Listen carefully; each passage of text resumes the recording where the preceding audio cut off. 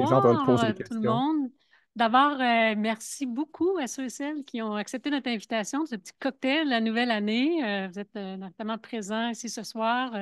C'est vraiment une bonne nouvelle de voir votre participation. Je pense que ça répond à un besoin de se voir régulièrement. Alors, c'était un plaisir et donc, bienvenue à cette première séance du Conseil municipal de l'année 2024. Et bonne et heureuse année, donc à tous et à toutes. Alors ici, à la municipalité, bien effectivement, on a terminé une année 2023. En fait, je dirais qu'il ne passera pas nécessairement à l'histoire. Donc, malgré certaines réalisations, donc une bonne année, mais rien de vraiment très particulier. Alors qu'en début d'année, hein, on a des bons souhaits, c'est la nouveauté. Donc, mais quand même, l'année 2024 s'annonce vraiment beaucoup plus significative pour le conseil municipal, pour l'administration, pour l'avancement de certains dossiers, l'avancement de projets qui nous tient à cœur, et aussi pour continuer d'améliorer les services qui vous sont offerts à la population. Alors, juste pour donner quelques exemples, je ne vais pas trop être long, mais quand même prendre le temps d'en profiter. Un exemple bien simple, là. On va vous prendre, mettons, on a un système informatique qui fait le suivi des plaintes et des requêtes des citoyens. Alors, vous observez quelque chose, vous avez une plainte, il y a un système qui a été mis en place. Bien, le système, il n'a pas donné les résultats escomptés. Donc, on a vraiment, donc, on doit refaire nos devoirs. On se l'est dit, c'est clair, c'est cette année que ça se passe, la décision est prise. Donc, on va mettre en place un nouveau système informatique, beaucoup plus convivial et beaucoup plus efficace. Donc, ça fait partie des priorités très claires du conseil municipal et bien sûr de l'administration. Tout un autre exemple, ça a l'air quand même peut-être, c'est pas évident, en fait, au niveau de la voirie. Vous savez que on donne un contrat à l'extérieur, plusieurs services, et vous le savez, vous l'avez observé, on rencontre des problèmes. On rencontre des problèmes de mauvaise prestation de service, je vous dirais, et données à l'externe. Donc, et on doit identifier des solutions.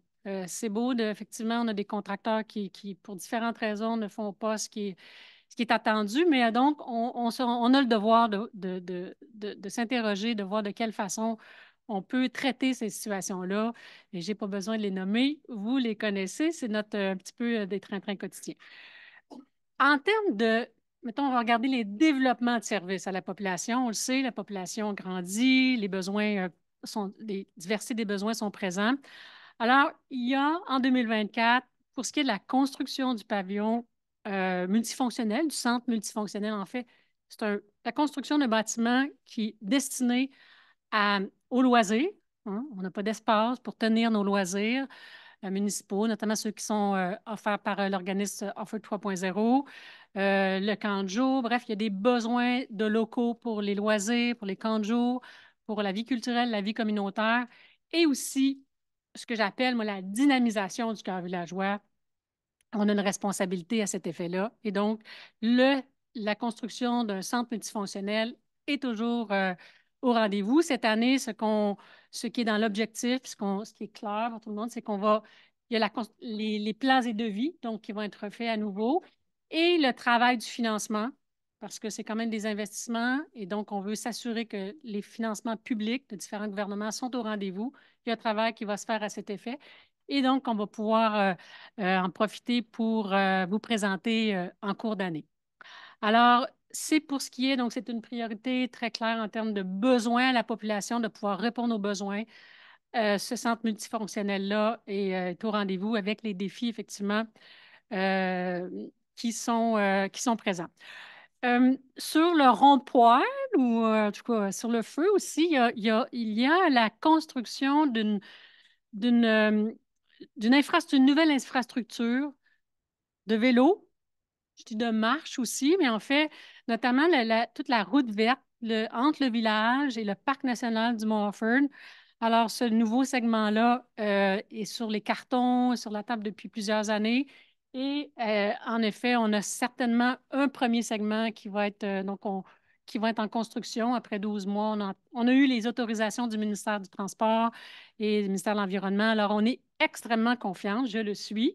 Donc, à moins de problèmes majeurs, qu'on puisse être en mesure de voir donc la construction de ce sentier de vélos et piétons qui va aussi donc traverser la rivière. Vous me suivez, pour ce qui m'excuse pour ceux qui sont à distance. Et puis, pour la phase aussi qui va aller jusqu'au cerisier au Parc national. Euh, Ce que je veux vous dire suite dans ce sujet-là, c'est que 2020, en fait, le conseil municipal est extrêmement mobilisé, très unanime sur les investissements à faire pour la mobilité durable, pour la question des sentiers piétonniers à travers les nouveaux secteurs résidentiels, en lien avec le village, le parc national. C'est clair comme intention, on a des investissements à faire et 2024 devrait passer un peu plus à l'histoire. En tout cas, je l'espère pour ce qui est donc, des investissements et donc de ce sentier polyvalent qui va partir du village.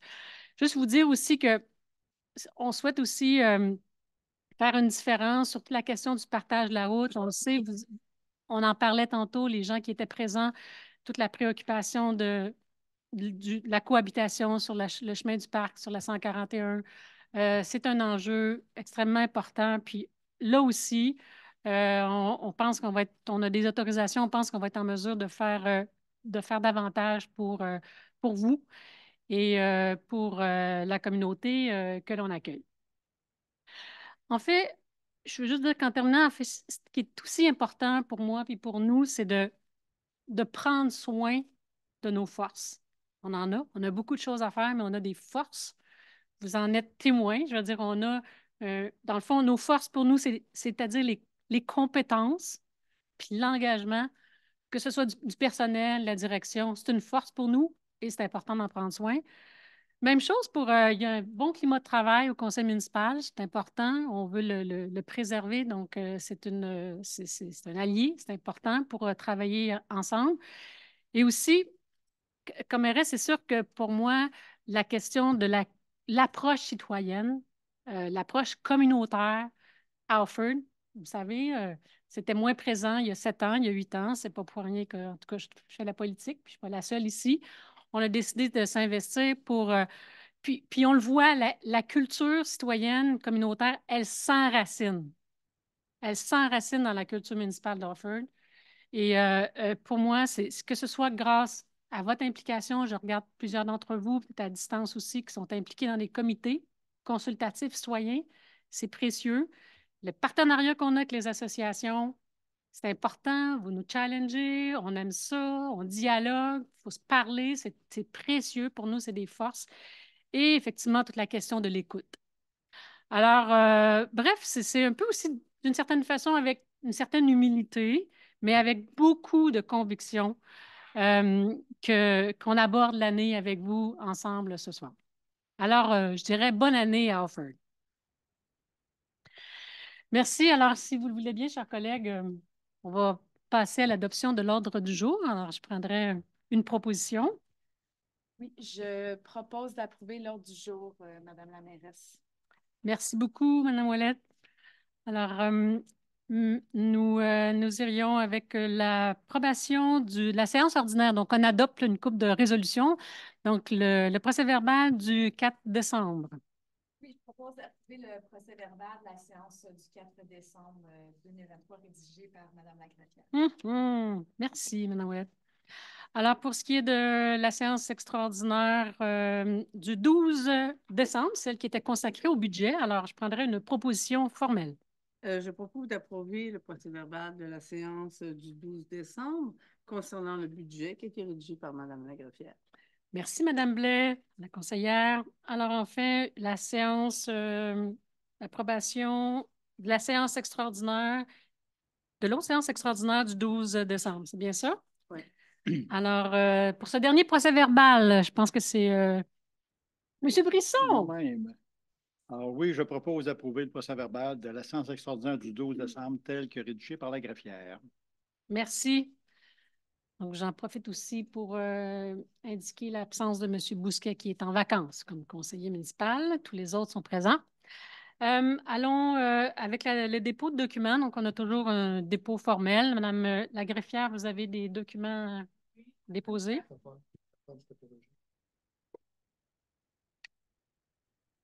Il y en, Il y en a 4.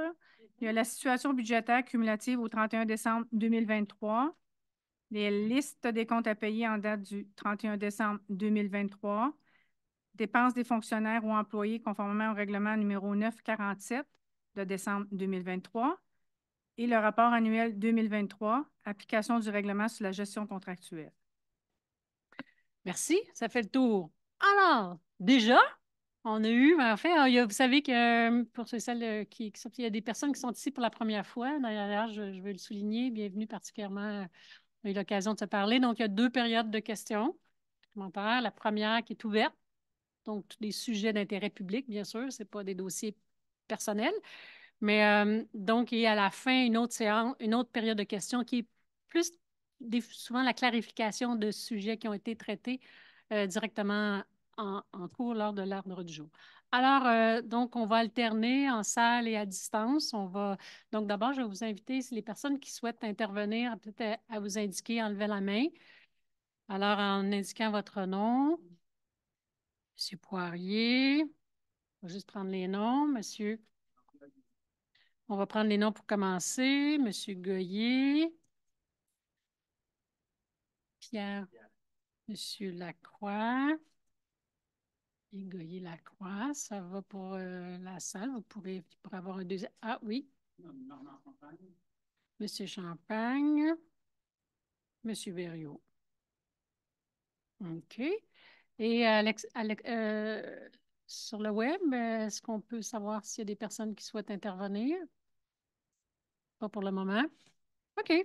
Alors, ben, vous invite à aller à l'avant parce que justement, on est en web. On est à distance. Alors, mettez votre nom.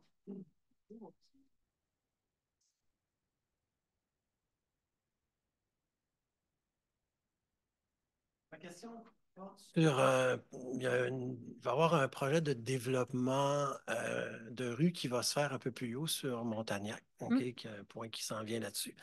Ce n'est pas sur le point en tant que tel, mais c'est toujours relié à ce développement-là. Comme on parle de développement, il va y avoir beaucoup de circulation de camions, voiries, OK, il va y avoir plein de choses qui va avoir lieu.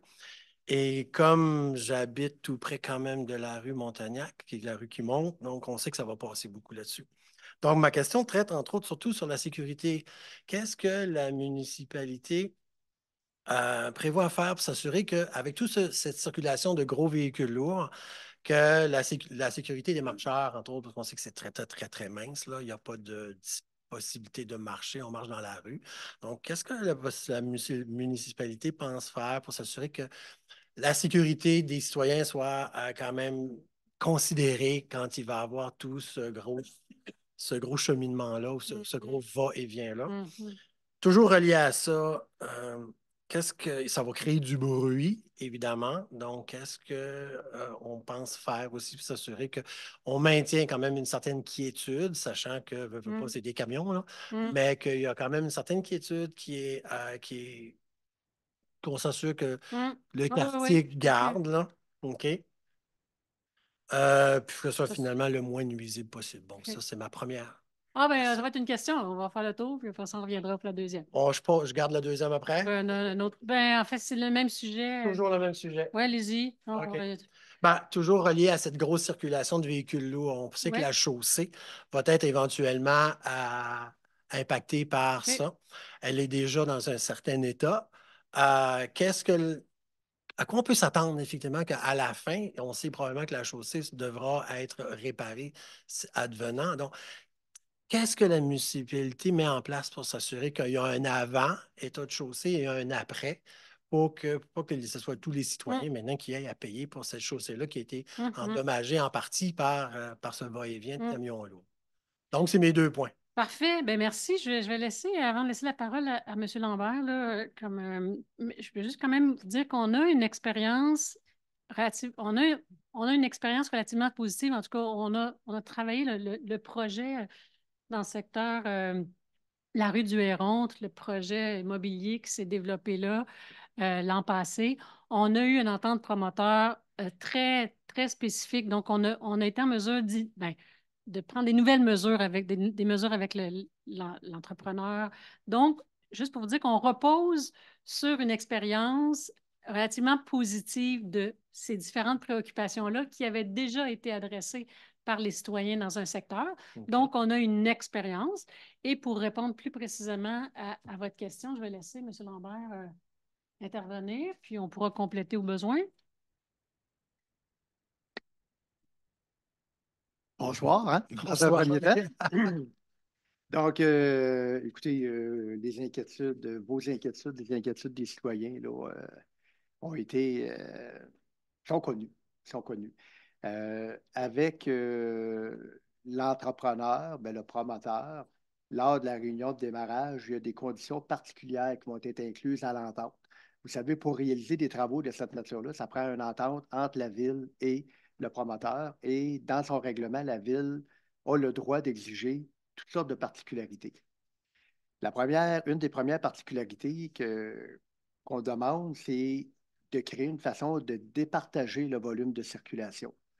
Donc, on veut que l'entrepreneur, dès le début, OK, fasse la connexion avec la rue de la Giboulée pour imposer un transport, un circuit de transport.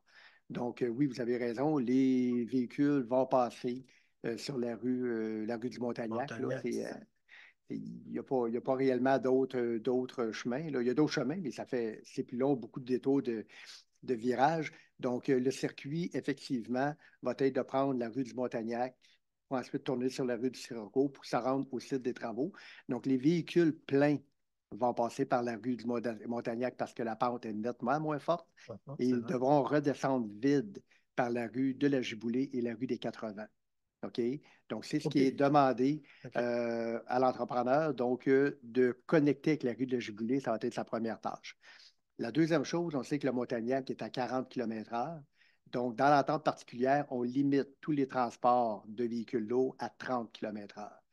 Pour aider au rappel, parce qu'évidemment, la police ne sera pas là pour faire le contrôle constamment, pour aider aux camionneurs à vérifier leur vitesse, on va installer des afficheurs de radar tout le long de la durée des travaux. Donc, à ce moment-là, ils vont être fixés à 30 km/h et quand il y a des dépassements de vitesse, bien là, ça va clignoter de couleur rouge pour indiquer au camionneur qu'il va trop vite. Okay? Donc, ça, c'est des mesures qui vont être prises pour essayer d'amoindrir les impacts sur les impacts de la circulation sur les citoyens implantés déjà dans le secteur. Est-ce que vous me permettez un point sur votre radar? Oui, tout à fait. OK. Est-ce que les données seront disponibles? Les données peuvent être disponibles, mais sauf que le radar ne fait pas la distinction entre vous et un poids lourd. Donc, ça se pourrait que ce soit des automobilistes du secteur qui excèdent, mais oui, le 30 km/h, on est capable d'avoir des données pour savoir combien de véhicules ont dépassé le 30 km/h. Ça va? En fait, je veux vous rassurer aussi, dans l'expérience, il y a une communication, on va le voir aussi dans la résolution, mais il y a une communication. On a eu l'habitude d'être en communication avec les citoyens du secteur lorsqu'il y a un projet de construction résidentielle. Alors, on s'est fait un peu la main, donc on reste en dialogue. Ça va être important aussi d'avoir du feedback, mais pour le moment, donc, il y a des initiatives qui sont prises pour faire en sorte que les impacts soient minimales. OK. J'en doute pas. À suivre. C'était pour les communiquer À suivre. ces initiatives-là. C'est pour ça que je posais la question. Mais n'hésitez pas. On comprend que vous êtes un des répondants du secteur.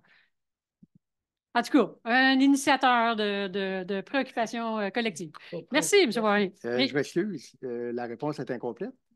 Vous avez demandé quel est le contrôle qui est fait pour les dommages subséquents. Donc, dans le fond, si dommage il y a, évidemment, les travaux ne peuvent pas être faits avant la fin de la période du dégel. Donc, ça veut dire que les travaux ne peuvent pas débuter. Il n'y a pas de travail qui va se faire entre le mois de mars et le 15 mai. Donc, pendant la période de fragilité des routes, il n'y aura pas de transport, même avec des charges réduites conformes aux normes du ministère. Donc, c'est aucun travail. Donc, à partir de la mi-mai, là, l'entrepreneur pourra débuter.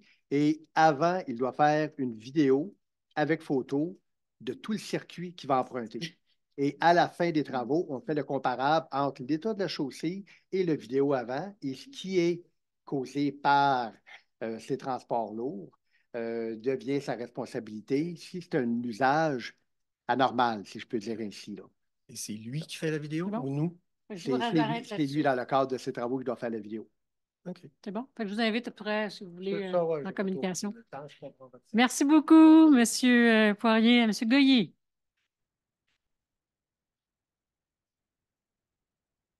Toum, toum. Bonsoir. Bonsoir, Bonsoir, la Goyer. mairesse, messieurs, mesdames, les conseillers, conseillères, monsieur le directeur général. C'est la première fois que je viens, fait que l'étiquette, je ne la connais pas trop. Oui, bien Je vais se faire parti. ça. Je vais rester dans la même veine que M. Poirier, mais cette fois-ci sur la rue de la Muse. La rue a débloqué maintenant à peu près une année avec le développement du Héron, qui a amené certaines constructions. Il n'y en a pas beaucoup encore, mais on sait qu'il va en avoir beaucoup plus dans les prochains mois, prochaines années. On vit les camions qui roulent à 78 km/h. On vit tous ces désagréments-là. Malheureusement, c'est pas vrai, la municipalité a donné comme chemin que tous les camions doivent passer par la rue de la Muse, ce qui est un choix tout à fait logique. Par l'autre côté, ce serait un peu illogique, on s'entend. Néanmoins, il n'y a pas de mesure d'atténuation de cette circulation-là. Sur notre petit bout de rue, on a 3 courbes à 90 degrés. Alors, croiser un camion qui roule à 70 km/h sur une route étroite, dans une courbe à 90 degrés, c'est pas simple. Non. Il y a beaucoup plus de voitures, beaucoup plus de cyclistes aussi, beaucoup plus de piétons sur la route. Donc, les risques sont Augmenté. très augmentés. Alors là, vous parlez de mesures de Mm. mitigation dans ce contexte-là. Est-ce que vous avez les mêmes choses pour notre rue ou c'est pas dans les plans pour l'instant? Parce que nous, c'est pas un développement comme tel, là. Ben, Chaque personne a son propre responsable de son propre chantier, là. ben d'abord, on apprécie toujours d'avoir, tu sais, quand il y a des problématiques particulières, je ne sais pas s'il y avait des intentions, mais ce qui est clair, c'est qu'on reçoit ce soir la problématique, donc et le besoin de mesures d'atténuation. Donc, clairement, il va y avoir un travail qui se fait là-dessus. Je ne sais pas s'il y avait des plans. Moi, j'étais. Je ne sais pas si M. Lambert il y avait des éléments, mais Écoutez, on peut faire des choses. en partant à la rue de la Muse, évidemment, il y a une limite de vitesse. Donc, vous semblez Il ne mentionner semble que pas les excusez-moi, il semble transporteurs. pas y avoir il n'y a pas de pancarte, il n'y a rien qui limite ça. C'est ça. Voilà. Je fais un rappel. Quand les routes, OK, ne sont pas identifiées en limite de vitesse, c'est qu'elles sont à 50 km/h. Oui. OK, par défaut. Mhm. Donc, quand on met une vitesse moindre ou supérieure, elle est affichée. Mais quand il n'y a rien d'affiché, c'est 50. Donc, ça veut dire que la police peut intervenir, même s'il n'y a pas de panneau 50 km/h à l'entrée de la rue de la Muse. Mais dans le fond, ce qu'on peut vous proposer, c'est effectivement les afficheurs radars que la municipalité a acquis au fil du temps. C'est justement pour colliger de l'information, pour vérifier effectivement la problématique, à quel point elle est importante. Et à ce moment-là, en fonction des résultats qu'on a, là, on intervient. Donc, je donne un exemple. Oui, c'est fort possible qu'il y en ait qui roulent à 70 km/h. On ne se le cache pas. Par contre, si la 85e centile respecte la limite de vitesse, on considère pas qu'il y a un problème réel dans le secteur. Mais si c'est 50, 60, bien à ce moment-là, on trouve des façons d'intervenir. On n'a pas de solution pour vous aujourd'hui. L'engagement qu'on peut prendre, c'est de vous mettre dans la liste. Quand je dis vous, là, les propriétaires de la rue de la Muse, on s'entend, là, de mettre la rue de la Muse dans la liste parce que les afficheurs radars sont très en demande. Là. OK? Ouais. Donc, d'y trouver une plage de disponibilité. On fait une campagne de mesure des vitesses pour une période de 2 semaines. Oui. Et de là, on interprète les résultats et on tire des conclusions et on propose des actions dans un deuxième temps. Donc, c'est l'engagement qu'on pourrait prendre ce soir pour au moins aller chercher la donnée sur la vitesse. Ben, ce serait très apprécié. Merci. Est-ce la que je conseillère peux ajouter un municipale, petit oui. point? Oui. Écoutez, moi, je demeure sur la rue des Orioles. Je comprends très bien votre problème. Possiblement, ce serait éventuellement une bonne idée de regarder la possibilité de diminuer la vitesse sur la rue de la Muse à 40 km/h au lieu de 50. Ce serait affiché, ça pourrait être une. Oui, je pense que ça pourrait être quelque chose d'intéressant. Puis je crois qu'on pourrait regarder ça dans une prochaine séance de l'atelier du conseil. Fantastique. D'accord? Puis si vous me permettez, en sous-question ou sous-commentaire, si vous voulez, ce problème-là, je l'ai déjà apporté à la municipalité. Oui. J'ai déjà contacté les gens de l'urbanisme, les gens qui s'occupent de tout ça. J'ai parlé à plusieurs reprises. Premièrement, parler à quelqu'un de la municipalité, excessivement difficile. On appelle une boîte vocale, on nous retourne un courriel. Il faut envoyer 3 courriels pour avoir un retour parlé. Ouais. Donc, c'est un peu difficile. Ouais. La deuxième chose, quand on a parlé à la personne, on m'a envoyé la police. Donc, on a appelé la police. La police nous a dit, on va aller faire du radar. Mais vous comprendrez qu'on ne peut pas être là tous les jours. Donc, on va être là 1 ou 2 jours, voir comment que ça s'enligne. Wow. Puis après ça, ben, on rappelle à la municipalité et dit, ah, c'est la police municipalité. Donc, si on m'aurait répondu ce que vous m'avez répondu ce soir, ben, on aurait été bien, bien heureux, mais malheureusement, peut-être dans la communication, ce serait Oui, acceptable. bien, tantôt, je parlais de notre système de Tout à fait. requête déficient. En effet, on s'en excuse sincèrement, là, c'est le but. Donc, on est en mesure de trouver une solution. Comme je dis, je ne connais pas l'étiquette, mais j'aurais une autre question pour vous. Est-ce que c'est Qui est possible? rapide, Ou... puisque c'est toujours pour le bien commun, oui. Oui, c'est toujours le bien commun. Ça va être rapidement. L'hiver, le centre de tri fermé. Donc, malheureusement, on n'a pas d'endroit pour pouvoir se débarrasser de nos cartons, etc., qui ne fitent pas dans les bacs. Est-ce qu'il y a un projet, y a-t-il un plan de municipalité pour soit ouvrir une journée l'hiver ou encore nous permettre d'aller dans une autre municipalité? Y a-t-il quelque chose comme ça qui est prévu dans les plans de la municipalité? Ben, la réponse, c'est non, mais on entend qu'effectivement, c'est un besoin de plus en plus, là, on l'entend, donc je pense que ça pourrait être mis à l'agenda cette année de voir de quelle façon on peut trouver des solutions pour desservir, De plus en plus que ce soit une entente avec Magog, que ce soit nos Ça, exact. services, c'est à suivre. Il y a de plus en plus de résidents permanents, donc Oui, oui, en effet, non, nos garages sont pleins.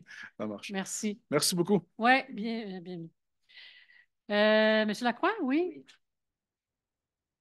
Bonjour, bonjour à tout le monde. En fait, je me sens absolument pas original parce que je veux parler du même sujet que mes deux prédécesseurs. C'est le quotidien. Les esprits se rencontrent. En fait, nous, on est des nouveaux résidents sur l'avenue de l'Auberge, d'un projet domiciliaire, il y a eu des jumelés. Je suis président du syndicat le syndicat du domaine bivouac. Oui. Puis, il y a beaucoup de constructions sur la rue de l'Auberge présentement, au coin de la rue, puis derrière l'Estrimont. Tout ça pour dire que quand on arrive au coin de la rue, nous, on essaie d'aller prendre des marches ou aller en vélo vers le village. Et les voitures qui arrivent souvent de l'autoroute, je n'ai pas de photoradar intégré, mais je sais que ça passe souvent à 70-80 km/h en face de l'Estrimont. La limite de vitesse est de 70 jusqu'à peu près la rue Renault et après, elle baisse à 50. C'est bien beau qu'elle baisse à 50, mais je peux vous dire avec certitude que très rares sont les automobiles qui respectent ce limite de vitesse-là. Je trouve que c'est un sérieux problème. Il ne faudrait pas attendre d'avoir un accident à l'entrée du village. En fait, je vois plusieurs volets à ça. Un, c'est le danger d'accident. Deux, ça te donne beaucoup moins le goût d'aller prendre des marches ou d'aller en vélo vers le village. Moi, je suis un ancien résident de Sutton, où on avait plaisir à prendre des marches dans le village. Ici, à Harford, j'avoue, quand on part de la rue de l'Auberge pour s'en va vers le village en vélo, en particulier si tu as des jeunes enfants avec toi, tu ne vas pas là. C'est sûr, tu ne vas pas là, ça passe à 70 en général, puis il y en a à 80-90 à l'entrée du village. Moi, je trouve ça très dangereux. Puis il faudrait peut-être juste pas attendre qu'il y ait un accident. Donc, ma proposition, en fait, c'est une proposition de soit mettre un arrêt au coin de la rue de l'avenue de l'Auberge et de la 141, ou encore, il y en a qui parlaient de la rue Baisse, qui est un petit peu plus loin. À mon avis, on est déjà un peu rentré dans le village, rendu à la rue Baisse, mais c'est sûr que si on pouvait mettre un arrêt au coin de la rue de l'Auberge, le gros avantage, c'est que les gens seraient forcés de ralentir. C'est quand même assez rare, les gens qui brûlent les stops. Puis là, tu réaccélères moins. Il y a moins de chances de rentrer dans le village à 70 km/h. Puis souvent, j'ai affaire à traverser pour aller au parc des Cerises. Oui, il y a des lignes à terre, mais on est toujours mieux d'être très vigilant quand on se présente là parce que les autos, il y en a une sur deux à peu près qui arrêtent quand on veut traverser. Donc, en gros, là, c'est tout mon volet au niveau de la mitigation de la vitesse pour l'entrée du village d'Harford. Il y a un stop ici en face de la mairie, là, en face d'Alfred Desrochers. À mon avis, il devrait y avoir un stop aux deux extrémités du village. Ce serait sûrement quelque chose de très positif. Ouais. Puis ceux qui disent que ça ralentit, que ça fait des stops, tout ça, c'est sûr, si tu roules à 80, ça te ralentit pas mal. Mais si tu roules déjà à 50, ça ne te ralentit pas tant que ça. Donc, c'est ma recommandation, tout simplement. Merci. Merci beaucoup, M. Lacroix. Madame Boivin, si vous me permettez Oui. un petit commentaire aussi, vu que c'est une partie de mon district, le Cœur-Villageois, je pense que le conseil est sensibilisé à l'apaisement du village et c'est même inscrit dans le plan d'urbanisme de la municipalité depuis le précédent conseil qu'on devrait apaiser la vitesse au village et qu'on devrait marquer mieux l'entrée du village. Donc, c'est très intéressant ce soir d'avoir votre feedback. Là. Je vous je trouve ça très bien. Puis je trouve que c'est un sujet qu'on devrait aborder en 2024. J'ajouterais, si tu as besoin d'idées, on est là. Ma copine a travaillé pour Vélo-Québec et c'était son travail, la mitigation à l'entrée des villages. Merci, mais ce qu'on comprend, c'est comme président de l'association et pour avoir des liens. Là, mais c'est sûr que en fait, sans la question de la 141, le chemin, on est vraiment dans un exemple de village où on dépend du ministère des Transports. Mais il y a des choses, il y a des interventions possibles, assurément. On va être mûrs. On en a déjà qui sont prévus de ce côté-ci, mais merci beaucoup. On va vraiment tenter de faire en sorte de faire nos demandes et puis de trouver des solutions. Des photoradars. Merci. Ouais, ça fonctionne pendant le temps qu'il est là. Ça a déjà je vais vous arrêter en dehors dans la salle. Ouais. Merci, M. Lacroix. N'hésitez pas, comme association, vous êtes une nouvelle association dans le cœur villageois, une association de copropriétaires. C'est une instance formelle qui nous aide beaucoup à définir des communications officielles aussi. Merci de votre participation, d'être là. N'hésitez pas, on est là. Donc, j'ai M. Champagne. À vous. Bien, bonsoir, c'est ma première visite également. Bienvenue. Merci. Donc, c'est une petite question d'un retour en arrière. Malheureusement, on n'a pas pu être là lors de la séance du budget. Puis, j'avais une petite question à ce sujet. Je voyais que l'augmentation des comptes de taxes variait selon les services qu'on avait de la municipalité. Et puis, ma question était que, si j'ai bien compris, le compte de taxes va augmenter le pourcentage d'une façon inférieure à ceux qui ont les services d'aqueduc et d'égout que ceux qui n'en ont pas. Puis ma question, c'était de quelle façon ça se justifie si on n'a pas les services? Vous voyez qu'on a des petits problèmes oui. de connexion. Ça va aller. De vous interrompre. Pour le réseau d'ordinateur, c'était déconnecté. Donc, ma question a bien été comprise, ou Mme la mairesse? Oui, tout à fait. Je vais laisser remettre dedans et laisser M. Lambert peut-être avoir une piste de réponse. Merci. On peut rester ici. Oh, oui. Tant qu'on n'a pas fini. OK. Tant que c'est pas fini, c'est pas fini. Enchaîné. Oui, écoutez, quand vous regardez en pourcentage, oui, c'est vrai que les gens qui sont sur le réseau, ça fait un pourcentage moindre, mais en dollars absolus, les montants sont à peu près les mêmes parce que les gens qui sont connectés sur le réseau avec les différents services sont un petit peu plus chers, le compte de taxes. Donc, c'est ce qui fait que pour des dollars équivalents en pourcentage, ça représente un peu moins. Mais le montant, ce que la trésorière m'a dit, c'est qu'il est à peu près similaire pour tous les comptes de taxes. Donc, si c'est similaire, puis je n'ai pas les services, comment ça s'explique? Comment ça s'explique? Non, mais si moi, en dollars absolus, j'ai le même montant d'augmentation de taxes, puis je n'ai pas les services, comment ça s'explique? Si je ne les ai pas, les services, je ne peux pas payer pour. Je voudrais bien payer si vous les installez, mais je ne les ai pas. Probablement que votre propriété a dû prendre davantage de valeur, j'imagine. Là, c'est un cas individuel. Là, non, je parle du pourcentage, puis vous me parlez de pourcentage, puis avec valeur dollar absolu. Oui. Vous n'êtes pas obligé de me répondre maintenant parce que je sens que je suis un peu hors propos. Les discussions du budget étaient dans les séances précédentes. Mais si vous pouvez le regarder puis nous revenir, ce serait gentil. Oui, tout à fait. Il y a plusieurs points. Les frais qui sont au niveau, que ce soit égout, eau, c'est un petit pourcentage par rapport à la valeur de votre maison. Donc déjà, le pourcentage n'est pas le même. Ensuite, comment c'est calculé? C'est que ceux qui sont desservis en eau, c'est vraiment en fonction du coût que la municipalité engendre, moi Bernard, engendre pour desservir en eau, divisé par le nombre de personnes qui reçoivent l'eau. Même chose pour les égouts. Et pour ceux qui ont des fosses septiques, il y a aussi des frais qui sont aussi chargés. Donc, en fait, si vous enlevez tout ce qui est eau, égout, fosse septique, c'est chargé à chaque citoyen à coût réel. En fait, je m'excuse, mais les coûts des fosses septiques, mis à part l'inspecteur qui vient faire rendre les mesures une fois par année chez nous, c'est nous qui payons, la vidange de la fosse. Le coût a augmenté, par contre, le coût des inspections. Mais Ouais. En fait, je ne veux pas aller trop dans le détail, c'est peut-être pas à propos, mais en fait, je trouvais ça un peu étrange de présenter au budget que ceux qui n'ont pas de service en augmentation de pourcentage, ils ont plus d'augmentation de taxes que ceux qui n'en ont pas. Ouais, mais Au niveau communication, c'était peut-être ouais, je comprends. induire en erreur Ouais. ou induire d'une certaine façon les gens, peut-être pas de la bonne façon, parce qu'on a l'impression qu'on paye plus qu'on n'a pas le service. C'est intéressant. Ben oui, merci. Effectivement, ça peut donner ça comme perception, alors qu'on sait que la valeur foncière est l'élément central. Pour le reste, c'est avec la trésorière, peut-être avoir une discussion là, sur les détails, mais effectivement, en termes de communication, ça donnait une perception qui est celle dont vous dites, puis en fait... Et peut-être pas celle que vous voulez véhiculer, dans le fond.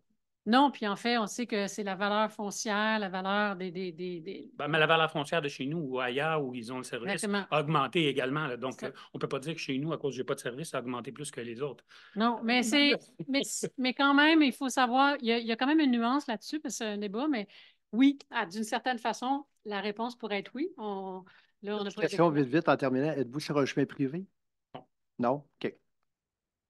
Merci. Mais il faut, c'est ça, juste pour vous dire, là, puis je ne vais pas les donner, mais en fait, l'évaluation en général, que ce soit à la MRC ou au Québec, hein, mais je connais plus ici, puis la municipalité, les valeurs des résidences en périmètre urbain, donc où justement les gens sont déménagés là où il y avait des services, la valeur a augmenté de façon beaucoup moins importante que les résidences qui sont situées dans le secteur hors périmètre urbain en général. C'est démontré, cette augmentation-là. Mais ceci étant dit, merci pour votre commentaire. Puis s'il y a plus de détails, là, vous avez besoin, n'hésitez pas. Là, merci beaucoup. Bienvenue.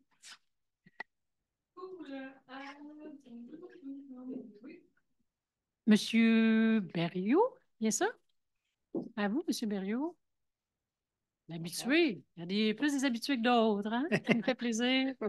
Oui, mais merci. Un néophyte quand même. Dans votre considération là, sur le déneigement des rues, vous pensez un jour à vous affranchir de ces compagnies-là, puis qu'on ait notre propre système, qu'on ait des gens compétents et responsables sur l'opération des véhicules comme tel, au lieu d'avoir une gang de cow-boys là, qui font faire des 360 aux boîtes à mal à chaque fois une tempête. Là. Je vais vous enlever les mots de la bouche, là. OK. J'ai une deuxième affaire aussi, là. L'histoire du pump track, là, vous êtes supposé regarder ça dans les années à venir. Là.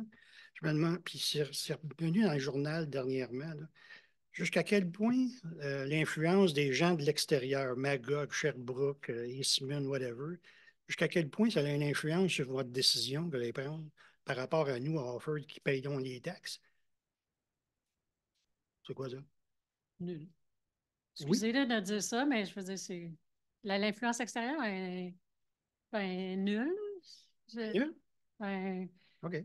Oui, en fait, c'est que c'est plus la décision se repose sur il y a un ensemble de facteurs, mais assurément, on n'est pas dans un service offert en dehors de la communauté d'Offord. Non, mais c'est parce que quand au dernier conseil, il y avait beaucoup de gens de l'extérieur de Magog qui sont venus, pas de Magog, excusez, sont venus témoigner, correct, là, mais en même temps, même ils ne vivent pas ici, là. Non, mais ça, il n'y a pas de problème là-dessus. On est toujours, nos décisions sont basées sur la population. Il faut quand même dire qu'avec, je ne veux pas rentrer dans le détail, mais il y a quand même, il y a beaucoup de jeunes d'Offord qui étaient présents là. Ça, je ne connais pas combien il y en a dehors en dedans. Je veux juste être certain que les décisions qu'on prenne, c'est pour les gens d'Offord. Ça avait un conseil municipal pour ça! Ça va? Oui. Ah, ben, ça va? Oui, alors on continue cette période de questions. Merci. On prend note aussi, là. Oui. M. Banville? Oui, bonjour. J'aimerais suivre sur les commentaires de M. Lacroix pour le contrôle de la vitesse dans le village. Oui. Une suggestion que j'ajouterais, l'idée de l'arrêt est vraiment bonne. Une que j'ajouterais, c'est le panneau de limite de vitesse. Il faudrait le déplacer, à mon avis, plus loin vers le sud, si c'était possible, parce que si vous arrivez de Magog, c'est simple, on arrive dans une courbe, et juste après la courbe, ça descend, puis là, on voit le panneau. Donc, la majorité arrive à 70 km/h, ça descend, ouf, on se laisse aller, admettons. Ben, j'y fais attention et tout ça, je crois, je fais partie de la minorité, et puis des fois, les gens derrière moi n'aiment pas ça. Bon, mais je comprends très, très bien ce que M. Lacroix dit. Ce panneau-là serait avant la courbe et avant de descendre, que ça aiderait beaucoup et ça enlèverait la possibilité des gens de dire «Oh, je ne l'avais pas vu». Parce que ça, c'est une défaite que souvent les gens prennent. Donc là, je n'irai pas trop plus dans les commentaires sur la conduite des gens, mais par contre, le panneau, s'il était déplacé, ça aiderait beaucoup. On parlerait de 100 ou 200 mètres, là, je ne peux pas dire exactement, mais une distance suffisante pour laisser aller sa vitesse, puis on arrive, on donne une chance à ce moment-là à tout le monde de s'ajuster. Puis même, la deuxième suggestion, c'est on a beaucoup de secteurs à 40 km/h. Je sais que c'est une route nationale, dépend du ministère du Transport du Québec. Mais dans le secteur du village, honnêtement, avec les traverses à piétons, les parcs et tout ça, personnellement, je me sentirais plus à l'aise avec une limite à 40 km/h. D'autant plus que pour le secteur de Hartford et tout ça, quand le monde arrive plus de Montréal ou quoi que ce soit, je pense que le MTQ favorise la sortie 115 et tout ça, peut-être pas en venant de Sherbrooke. Donc, je pense que le village comme tel, de plus en plus, mériterait d'avoir une vitesse peut-être réduite parce qu'on utilise de plus en plus le village, on le développe avec le centre communautaire et tout ça dont on parle, les parcs et tout ça. On fait de très bonnes choses, mais l'intensité est de plus en plus élevée sur l'utilisation avec beaucoup de familles, d'enfants et tout ça. Donc, limite de vitesse que j'aimerais bien baisser à 40 km/h, mais ce serait la troisième priorité pour moi. L'arrêt, comme M. Lacroix le disait, je trouve ça très bien. Mais le panneau d'affichage de la vitesse, juste se déplacer, ça aiderait, il me semble, beaucoup. J'ai terminé. Merci. C'est le fun. Intéressant. Merci beaucoup. Fort intéressant. Franchement, enrichissant. Donc, on fait des beaux devoirs en ce début d'année. S'il n'y a pas d'autres interventions, des sujets qui sont clairs, les priorités, les explications, s'il n'y a pas d'autres interventions, donc on ira de l'avant avec notre ordre du jour. Ça vous convient? Donc, j'invite le conseiller Jacques Lauzon à nous amener parler de la prochaine résolution. Alors, bonsoir encore. Oui, alors c'est la première résolution de contenu de ce soir. Donc, il s'agit de l'embauche d'une conseillère principale en ressources humaines et adjointe à la direction générale. Donc, considérant l'évolution des besoins des municipaux en matière de gestion des ressources humaines et la création d'une nouvelle fonction à cet égard, considérant que cette nouvelle fonction sera aussi appelée à supporter la direction générale dans la réalisation de ses tâches, considérant qu'un appel de candidature a été fait au mois de novembre, considérant le processus de sélection complété avec succès et qu'une candidature est recommandée, considérant les vérifications d'usage effectuées, considérant les recommandations du directeur général, je propose d'embaucher Mme Marie-Josée Tessier à titre de conseillère principale en ressources humaines et adjointe à la direction générale à compter du 16 janvier 2024, au salaire correspondant à la classe 9, échelon 6 de la politique des conditions de travail des cadres. Merci, bonne nouvelle et bienvenue à Mme Tessier, qui s'en vient en renfort pour justement être en mesure de réaliser assumer les différentes fonctions. Ça nous amène à la prochaine proposition avec la conseillère Maryse Blais. Oui, cette résolution-là concerne la nomination de nouveaux membres membre citoyen au comité consultatif d'urbanisme. Il y a trois mandats qui viennent à échéance, soit le siège numéro 3, qui était avec M. Jean-Robert Saint-Pierre, le siège numéro 5 avec M. Dumont et également le siège numéro 7 avec M. Jean-Marc Bissonnette. Les membres du CCU qui étaient sortants, je devrais dire, ont déjà informé la municipalité qu'ils désiraient poursuivre pour un autre mandat auprès du comité d'urbanisme. Donc, je propose de nommer M. Jean-Robert Saint-Pierre, siège numéro 3, et M. Dumont, siège numéro 5, comme membre du comité d'urbanisme et ce du 1er janvier 2024 jusqu'au 31 décembre 2025. Je tiens à préciser que ces membres-là étaient déjà membres du CCU pour un premier mandat et leur mandat est renouvelé pour un deuxième mandat. Et également de nommer M. Marc Massé au siège numéro 7 pour siéger au comité d'urbanisme pour la même période, soit du 1er janvier 2024 jusqu'au 31 décembre 2025. J'en profite pour remercier M. Jean-Marc Bissonnette, qui a été participant comme membre du CCU pendant 2 mandats consécutifs, donc de 4 ans. Je le remercie pour sa participation. Et au bout de 2 mandats consécutifs, je pense qu'il est temps de donner la possibilité à d'autres personnes de pouvoir siéger au niveau du comité d'urbanisme. Je remercie également tous les citoyens, on a eu plusieurs, qui ont manifesté leur intérêt pour être membres du comité d'urbanisme. Et je les invite à appliquer à nouveau pour la prochaine nomination qui aura lieu en décembre prochain, finalement, lorsqu'il y aura encore des sièges qui seront disponibles à ce moment-là. Merci. Merci beaucoup. Alors, ça nous amène à une modification d'une politique avec M. Lauzon. Merci. Alors, il s'agit de modifier la politique de soutien financier à l'action environnementale des organismes du milieu. Alors, c'est une politique qui a été adoptée, je pense, en 2019 et qui prévoyait que les demandes de subventions devaient être parvenues avant le 15 février. Alors, on s'est aperçu que certains organismes, c'était parfait pour eux parce qu'ils pouvaient planifier des travaux de l'été, mais d'autres, ils n'étaient pas prêts et se trouvaient coincés par la date. Alors, on propose ici, je vais lire un peu le texte, c'est de remplacer l'article 10 qui limitait la demande à une date du 15 février. Donc, la remise des sommes supplémentaires va maintenant être permise jusqu'au 15 mai, dans la mesure où il y a des sommes disponibles après l'octroi du 15 février. Les dossiers ayant été refusés au 15 février ne pourront pas être analysés à nouveau pour le 15 mai de la même année, à moins d'avoir été modifiés afin de répondre aux exigences prescrites lors du premier refus. Alors, je propose donc de modifier la politique de soutien financier à l'action environnementale en conséquence. Voilà.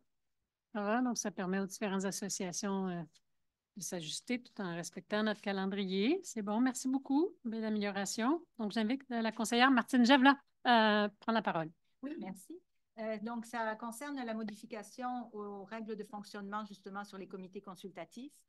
Ce changement ne concerne que le comité consultatif de la protection des lacs pour une raison bien particulière. Les participants ou les membres de ce comité sont essentiellement, sauf pour une exception cette année, depuis 2 ans, sont des représentants d'associations. Donc, chaque membre du CCPL, pour faire ça plus court, représente leur association et sont membres du conseil d'administration de cette association. Et on veut s'assurer que si un des membres ne peut pas être présent, il puisse être remplacé puisqu'il représente l'association. Donc, c'est un changement au fonctionnement pour permettre d'avoir un substitut pour remplacer le membre représentant l'association au cas où il soit absent. Et ce substitut aura le même mandat ou la même durée que celui qui remplace. Donc, par exemple, si c'est sur 2 ans, donc même si le substitut arrive aujourd'hui, il finira en même temps que celui qui remplace. Et il va y avoir une résolution pour nommer ces substituts-là. Donc, juste pour clarifier, pour tous les autres comités, il n'y aura pas de changement parce que chaque comité consultatif, c'est une personne qui assiste au comité en tant que citoyen, citoyenne. Donc, ce n'est pas le même fonctionnement. Donc, c'est la raison de ce changement-là pour assurer une continuité avec le comité de protection des lacs. Merci, Mme Javela. Effectivement, nous avons 5 comités consultatifs citoyens et celui-là. Donc, il y a aussi peut-être 6 associations de riverains qui participent. C'est certes une bonne participation, dynamique de concertation. Alors, ça précise le fonctionnement pour ce comité-là. Ça nous amène à la prochaine résolution. En fait, on comprend là, je vois des sourires ou en tout cas des situations de la panne d'Hydro-Québec. Donc, on sait que c'est effectivement un problème majeur qui a touché beaucoup de monde. Donc, j'invite M. Lauzon à nous présenter une des façons qu'on a décidé de prendre, donc une influence politique, tout en sachant qu'il y a bien d'autres façons aussi, vous, en tant que citoyen, d'influencer les choses. Mais donc, je laisse la parole à M. Lauzon. Oui. Alors, bonsoir encore. Donc, il s'agit essentiellement de refléter l'insatisfaction de plusieurs citoyens de plusieurs secteurs de la municipalité qui ont été touchés par des pannes répétitives et souvent très longues au cours des dernières semaines, même mois, parce qu'on parle du mois de novembre, le mois de décembre et même le 10 janvier dernier. Alors, il y en a eu dans toute la municipalité, mais il y a des secteurs plus particulièrement qui ont besoin d'une conscientisation d'Hydro-Québec. Alors, c'est pour l'ensemble de la municipalité que la demande est faite. Mais je vais vous dire un peu, ça va être plus simple, là. Considérant que les bris du réseau de distribution ont été occasionnés des pannes de service de plus de 40 heures pour une partie des citoyens de la municipalité, situation jugée inacceptable puisqu'elle survient de plus en plus fréquemment. Considérer que chaque abonné d'Hydro-Québec paye déjà un montant de base pour avoir accès au réseau électrique, en plus d'une facturation selon son utilisation. Considérant la très grande majorité des pannes attribuables au vieillissement du réseau et au déficit d'entretien et d'émondage préventif. Considérant en plus de cette situation que la fiabilité des informations données par Hydro-Québec par rapport aux prévisions de rétablissement du service se sont avérées déficientes, je propose de signifier au ministre de l'Économie, de l'Innovation et de l'Énergie, M. Pierre Fitzgibbon, l'insatisfaction des citoyens de la municipalité du canton d'Harford à l'égard de la fiabilité des services rendus par Hydro-Québec et l'importance de permettre à Hydro-Québec de disposer des crédits nécessaires à l'entretien de son réseau de distribution et d'émondage préventif afin d'en améliorer la fiabilité. Je propose donc de transmettre copie de cette résolution à M. Michael Sabia, président et directeur général d'Hydro-Québec, ainsi qu'à M. Gilles Bélanger, député de la circonscription d'Harford au gouvernement du Québec. Voilà. Merci. Donc, effectivement, suite à ça, il y a quand même des démarches là, téléphoniques ou des démarches directement auprès d'Hydro-Québec qui sont effectuées pour représenter les intérêts de la population d'Harford, tout en sachant que vos appels aussi et vos plaintes directement auprès de l'Hydro sont importantes. Alors, merci, M. Lauzon. Donc, on va donner suite à ça. Ça nous amène à l'approbation des comptes à payer. Donc, j'invite, c'est M. Brisson, je pense, qui nous en fait formellement la proposition. Effectivement. Effectivement, concernant les comptes à payer, considérant l'article 204 du Code municipal du Québec relatif au paiement des dépenses de municipalité, je propose d'approuver la liste des comptes à payer au montant de 619 880 et 74 sous en date du 31 décembre 2023. Et voilà.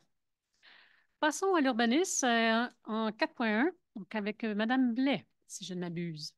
Oui, la première demande concerne une demande de PIA, donc concernant les plans d'implantation et d'intégration architecturale, présentés par Mme Sorayana Zarat au 23-29 chemin du Parc. Ça concerne le Café Dora. C'est un projet de remplacement d'une enseigne sur poteau.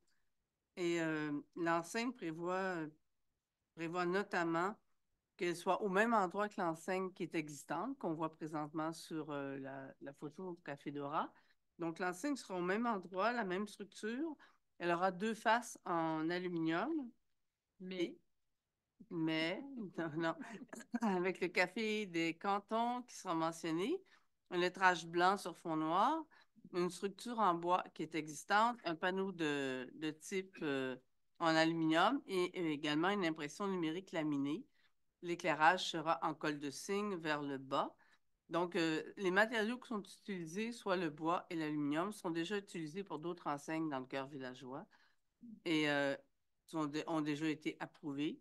Le comité d'urbanisme et le conseil municipal estiment que les couleurs proposées, soit le noir et le blanc, s'intègrent bien dans le cœur villageois et que la demande rencontre justement les objectifs et les critères du PIA du cœur villageois. C'est pourquoi le CCU recommande au conseil d'approuver le présent projet. Donc, je propose d'approuver ce projet de remplacement de l'enseigne commerciale dans la cour avant concernant le 23-29 chemin du Parc. Merci, Mme Blais. Est-ce que l'histoire nous dit s'il va y avoir encore des beignes qui seront disponibles? Je l'espère. Bon, écoutez. Merci. Donc, la prochaine décision à prendre est présentée par M. Brisson, aussi membre du CCU. Alors, ça concerne une décision du Conseil à l'égard d'une demande de PIA soumise par les entreprises La Chance. C'est sur un lot adjacent au chemin Renault, entre la rue de l'Auberge et la rue du Parc. Alors, considérant que la requérante, Mme Audrey Boucher, pour la Compagnie de la Chance, a soumis à la municipalité un projet intégré prévoyant la construction d'habitations unifamiliales en rangée, prévu sur le lot 5 464 458, adjacent au chemin Renault. Au total, ce sont 8 unités de logement qui sont prévues dans le projet. Considérant que la propriété visée est située dans un secteur de PIA, considérant les objectifs du PIA en question, considérant que l'architecture du bâtiment s'harmonise avec les constructions existantes dans le secteur concerné, considérant que l'implantation des bâtiments est planifiée de manière à réduire l'occupation près de l'emprise de rue, ce qui permet de prévoir une lisière végétale entre les bâtiments et le chemin Renault. Considérant que le projet prévoit un total de 22 cases de stationnement, certaines étant prévues à l'intérieur des bâtiments, alors qu'il y a 8 unités de logement projetées. Considérant que le CCU et le conseil municipal estiment que les objectifs du règlement sont respectés, si quelques modifications sont apportées au projet.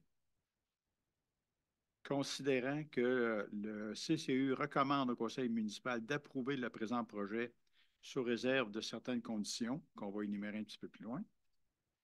Alors, je propose d'approuver le projet de PIA relatif au projet intégré en question, conditionnellement à l'approbation de la municipalité, par la municipalité, d'un plan d'aménagement paysager du terrain. Et là, sur la description du projet et les conditions, que les 2 cases de stationnement, est-ce qu'on a le plan? Oui. Alors que les 2 cases de stationnement destinées aux visiteurs le plus au sud du projet, donc, je ne sais pas si on peut les indiquer, doit être d'eau plus 20 au total, incluant les cases à l'intérieur des garages. L'espace des 2 cases retirées devra être végétalisé ou pourra servir à la gestion des matières résiduelles. Les types d'arbres qui seront plantés, leur emplacement sur le terrain et leur hauteur à la plantation et le nombre. Ce plan doit également respecter ce qui suit. Alors là, on parle de hauteur minimale, d'espèces, etc. Également, on prévoit au minimum 12 arbres entre le chemin Renault, l'accès au projet, l'aire de stationnement desservant le bâtiment numéro 3 et la ligne du lot. Et tout arbre existant respectant les conditions précédentes peut être inclus dans le calcul. L'éclairage extérieur sur le site sera dirigé vers le sol et aucunement vers le ciel. Les équipements d'éclairage extérieur sur les bâtiments n'excèdent pas le niveau du rez-de-chaussée. La hauteur des équipements d'éclairage extérieur qui ne sont pas situés sur les bâtiments est d'au plus 3 mètres par rapport au sol. Et la température de couleur de l'éclairage extérieur sur le site doit être de 2700 Kelvin. Et finalement, un délai maximal de 2 ans est accordé à partir de la date de délivrance du permis de construction initiale pour réaliser les travaux en question. Excellent. Une synthèse. Merci pour le travail accompli. Ça nous amène à la contribution de fin de parc. Est-ce que oui, Mme Blais, c'est à vous? C'est moi. La présente résolution concerne une contribution des fins de parc, terrain de jeu, d'espace naturel, d'espace vert, concernant notamment une entreprise qui est les entreprises La Chance. On vient de parler justement du PIA concernant ces entreprises-là. Et maintenant, on va regarder la résolution concernant ce qui est exigé au niveau de la superficie à céder, où le pourcentage est de 10 ou encore la valeur monétaire que représente ce 10 %-là. Donc, je propose d'exiger une contribution suivante aux entreprises de La Chance, soit un montant qui correspond à 10 de la valeur au rôle d'évaluation foncière uniformisée au moment du dépôt de la demande de permis. Pour ce qui est de la contribution en fin de parc et de terrain de jeu, soit un montant de 25 678,50 $ qui est exigé pour la contribution en fin de parc aux entreprises de La Chance pour le projet situé au chemin Renault et l'avenue de l'Auberge sur le lot numéro 5 464 458. Terminé? Oui. Excusez. Merci, je n'avais pas noté. Merci beaucoup. Donc, cette décision étant prise, on a fait le tour de l'urbanisme. Vous avez remarqué que les conseillers municipaux qui siègent au CCU sont souvent les porteurs des propositions. Passons maintenant à élaborer les infrastructures. Donc, on a 3 décisions. La première, c'est le premier mandat qui est présenté par la conseillère municipale Martine Javelat. Oui, donc c'est une très bonne nouvelle, comme vous l'aviez annoncé, Madame la mairesse. Donc, c'est pour relocaliser ou continuer la route verte, donc ce qu'on appelle le segment D, qui passe du Montagnac jusqu'à presque l'arrivée de la CEPAC, c'est-à-dire que ça va passer par Orphée de musique. On parle du segment C qui part d'ici jusqu'au Montagnac. Puis en passant, on devrait leur trouver des noms plus poétiques. J'essaye de me rappeler qui est C et D. Je me suis dit, c'est par ordre alphabétique. On part du village, on fait le C, après on fait le D. Mais donc, vous me comprenez. Donc là, on parle du segment D, on a très hâte. Donc, en fait, c'est pour mandater une firme d'ingénieurs, la firme EXP, qui a, pour la conception et la surveillance, cette firme a de l'expérience. Donc là, on voit ce que j'ai essayé de décrire, donc en bleu. OK, c'est le bleu, là. Excusez, je suis... C'est bien ça. Oui. Donc, qui va être une piste cyclable et aussi pour les piétons, que je vais utiliser très souvent, puisque c'est mon chemin régulier. Donc, je reviens. Donc, c'est la firme EXP qui a beaucoup d'expérience dans ce domaine-là. Ce qu'on veut, c'est de demander une soumission finalement de gré à gré pour les travaux suivants, c'est-à-dire le démarrage et la coordination du projet, l'inventaire des données, les plans et devis préliminaires et définitifs, la demande d'autorisation ministérielle et le service pendant la construction. Donc, on a le droit, d'après le règlement numéro 966 sur la gestion contractuelle, de décider pour ce plan-là. Donc, en résumé, je propose de mandater la firme EXP pour les services professionnels dont je viens de parler, pour le segment D, donc la route verte, pour un montant de 75 308,62 $, toutes taxes incluses, avec une provision budgétaire pour les imprévus de 23 000, toutes taxes incluses, pour les frais connexes, tels que la demande, ce n'est pas des imprévus éventuellement, excusez-moi, mais la demande d'autorisation de compensation pour la destruction de milieux humides et hydriques, sondage, analyse de sol, le tout tel que l'offre de service qui a été déposée le 6 décembre 2023 le décrit bien en détail, et ces montants seront puisés à même le fonds général. Merci beaucoup. On a un achat à faire et c'est Roxane Ouellette qui nous en fait la proposition. Oui, alors l'achat d'un godet pour la rétrocaveuse. Un sujet moins passionnant que le segment D, mais tout aussi essentiel.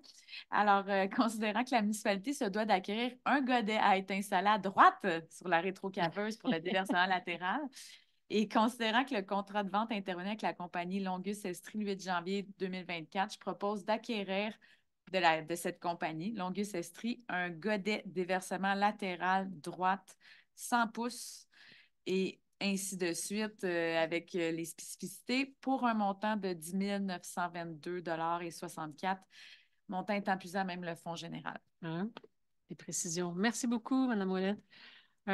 Donc, on a l'approbation d'entente particulière là, relative aux travaux dont on a parlé des citoyens dans le secteur du Montagnac. Alors, j'invite la conseillère Martine Javelat, concernée, à nous en faire lecture, synthèse. Oui, donc c'est à propos du projet qu'on appelle le projet côtier, c'est-à-dire le nom du promoteur, mais qu'on a nommé le Boisé des 4 vents, donc avec les questions dont on parlait.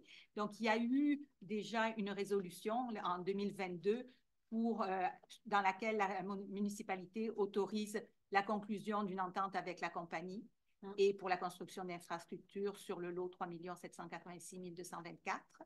Mais après l'analyse réalisée des plans et devis de construction, il y a eu une réflexion qui a amené à proposer la réalisation de travaux additionnels au bénéfice de la municipalité. Donc, en fait, ce que la municipalité souhaite comme travaux additionnels, c'est, avec les prix, je vais y aller un par un, le bouclage du réseau d'aqueduc sur le chemin de la montagne pour 48 187 $, qui est puisé à même la réserve financière pour l'eau potable. La réfection du ponceau à l'intersection des rues Blizzard et Sirico On sait qu'il y avait eu quelques problèmes, donc pour un montant de 28 744 qui est pris à même la réserve financière dédiée à la voirie locale. Et finalement, l'asphaltage d'une section supplémentaire de la rue Quatre-Vents pour un montant de 21 127 $ qui est payé à même la réserve financière dédiée à la voirie locale. Et donc d'autoriser la mairesse ou en son absence la mairesse suppléante et la greffière à signer l'entente. Je voudrais juste, pour compléter les réponses qu'on a entendues tantôt, c'est qu'une communication est en préparation pour informer tout le monde et assurer la communication avec les citoyens, donc tant au niveau des chemins, dont vous avez eu une réponse verbale, du plan d'action, les dates, etc. Puis j'aimerais quand même souligner qu'il y a, avec ce que je viens d'expliquer pour certains points, on peut soulever certains points quand même positifs, justement qu'une partie de la rue des Quatre-Vents va être asphaltée. Il va y avoir la connexion entre les deux quartiers, donc côté Sirocco et côté Quatre-Vents.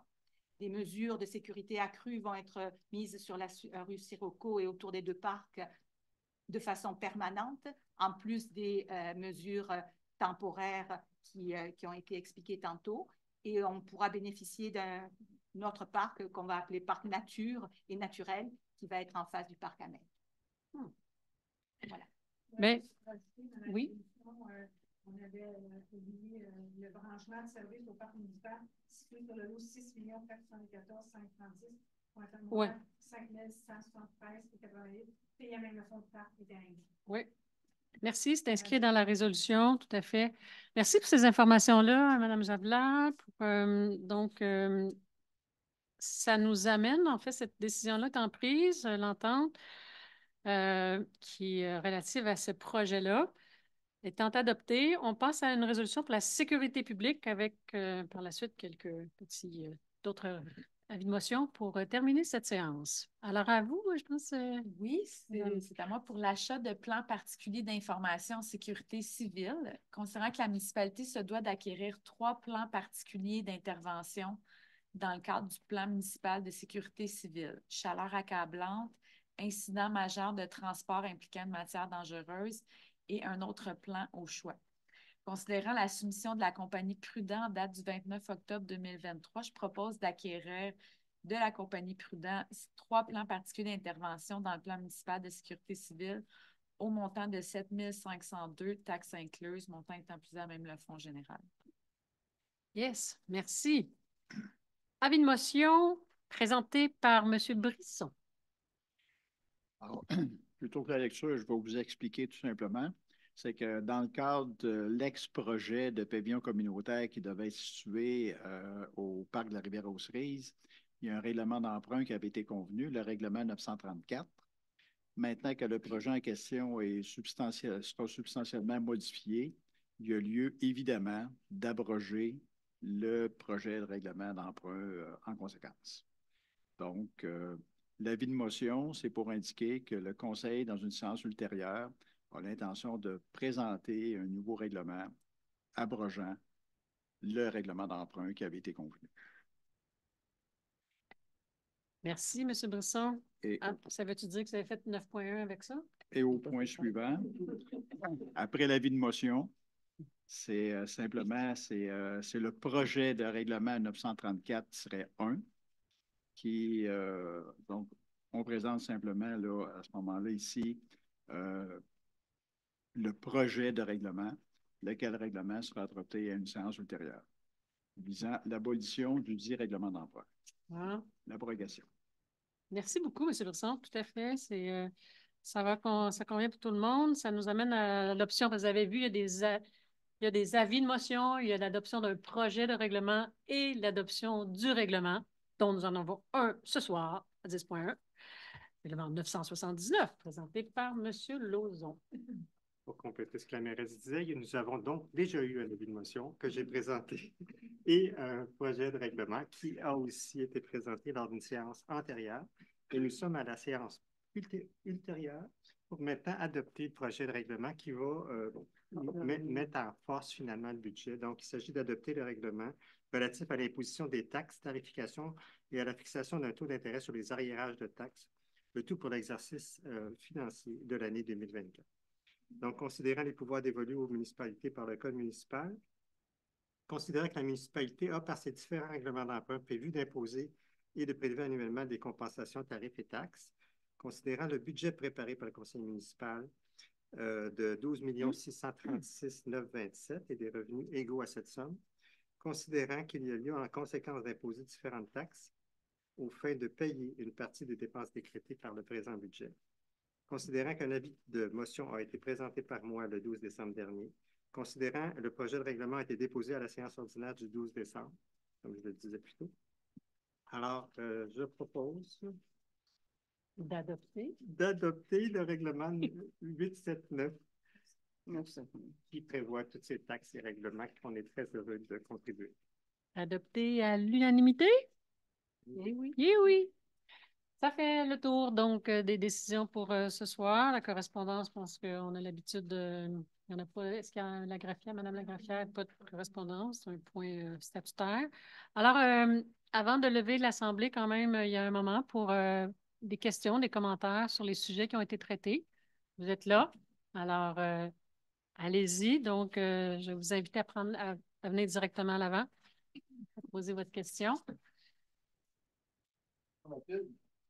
Bonsoir. Goyer, M. Goyer.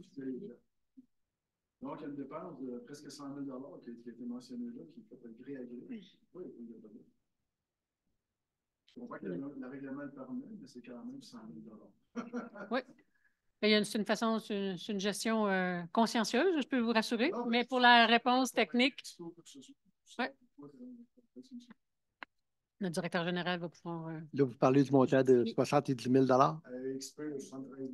OK, OK. Pour l'étude. Ouais, c'est un choix qui a fait compte tenu de la disponibilité de la firme, de l'expérience de la firme, parce que c'est la même firme qui a fait la Cavalière. La Cavalière, c'est la piste qui a été construite il y a à peu près 5 ans, je veux dire, dans le parc national du Montford.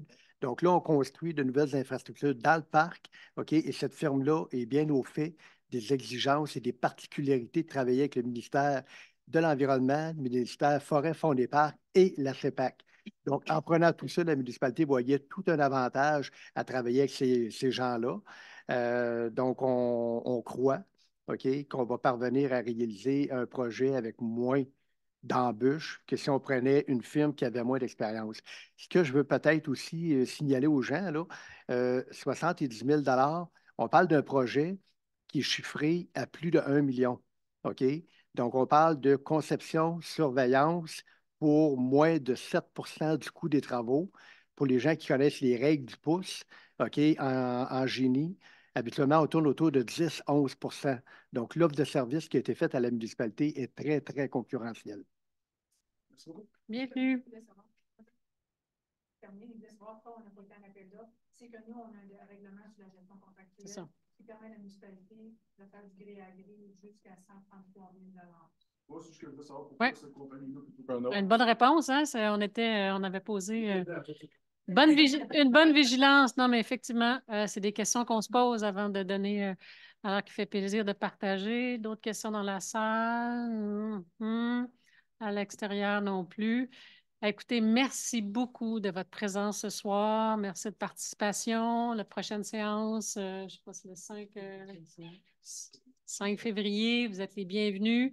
D'ici là, il y a des communications toujours possibles. Donc, voilà, donc je vais prendre une proposition pour la levée de cette assemblée. Oui, Madame la mairesse, je propose de lever l'assemblée. Oui, bon. Alors, merci, Mesdames les conseillères, Messieurs les conseillers, directeur graphière. Bonne soirée.